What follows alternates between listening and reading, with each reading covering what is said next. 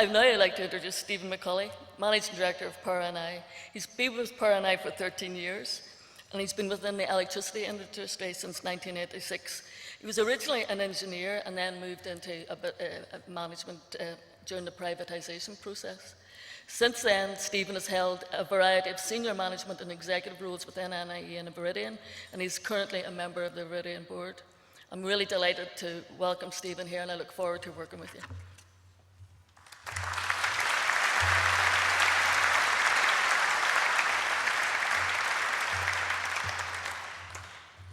Thank you, Anne. Sorry, I'm not used to wearing a chain. Deputy First Minister, Ministers, distinguished guests, colleagues, ladies and gentlemen, it is also my great pleasure to welcome you all to the Northern Ireland Chamber annual lunch.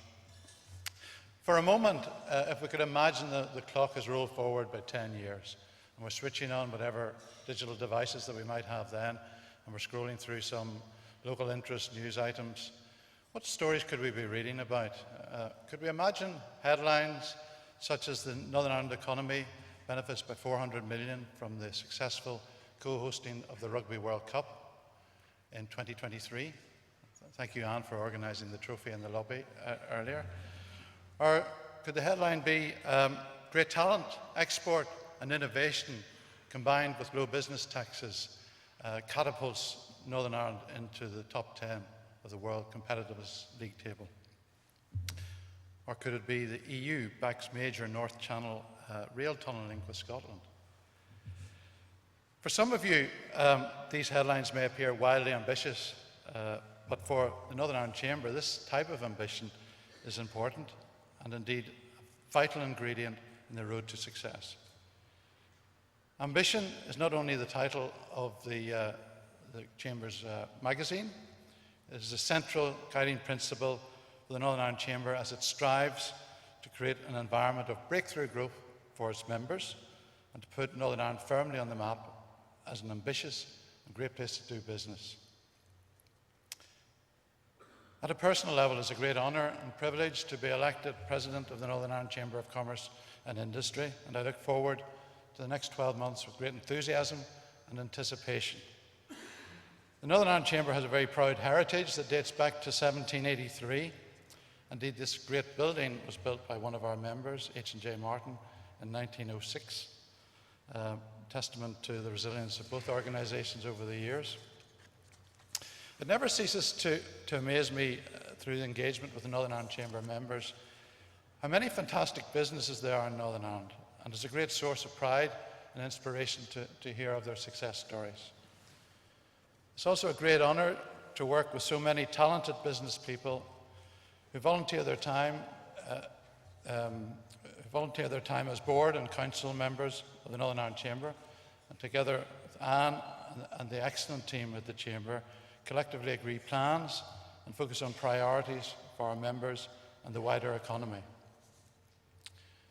One of the unique characteristics of the Northern Ireland Chamber is its ability to make enduring connections through the 60 great networking events and conferences that it runs annually, through best practice programs focusing on knowledge sharing across the membership community, primarily focused on business growth and export, through the In-Camera and Minister on the Move series that facilitates stronger connections between government and the business community, and through our networks of affiliated global chambers that help access new export market opportunities.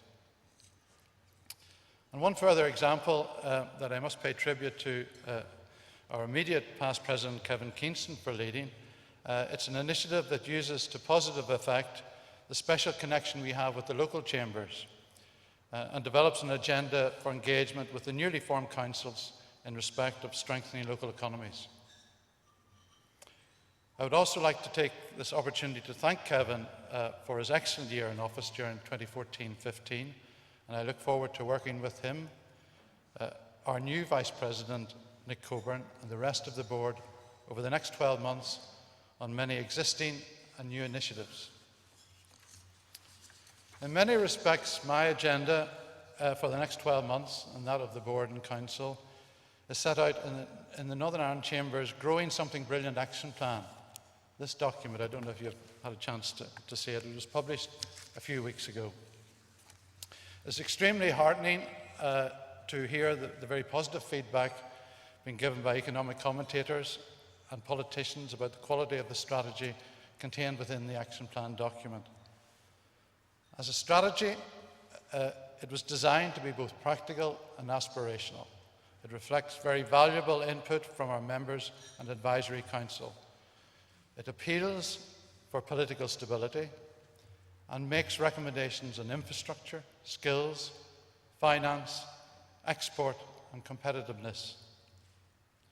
We also take the opportunity to commend to government how we can collectively create the conditions to foster economic growth and to allow businesses to get on with what they know best, to invest, to take informed risks, to establish enterprises, to create flourishing businesses that put jobs, pride and dignity into communities, and to deliver increased prosperity for everyone in Northern Ireland.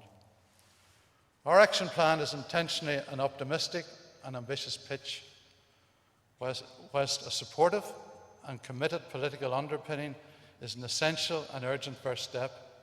We firmly believe the principle of ambition is the conviction that leads to real and sustainable achievement. Nothing can be done without hope, ambition and deed. Thank you all.